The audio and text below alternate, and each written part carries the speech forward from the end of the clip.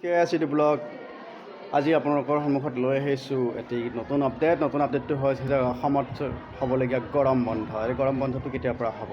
তো নিয়মমতে জুলাই 1 তাৰিখৰ পৰা জুলাই 31লৈকে গৰম বন্ধ হ'ব লাগে, কিন্তু অসমত চলি থকা ভয়ানক বান পৰিস্থিতিৰ কাৰণে এবাৰ গৰম বন্ধটো আগুৱাই দিয়া হৈছে। গৰম বন্ধটো জুন 25ৰ পৰা জুলাই 25লৈকে দিয়া হ'ল আৰু নটিচটো আপোনালোকে ইয়াতে পাই যাব।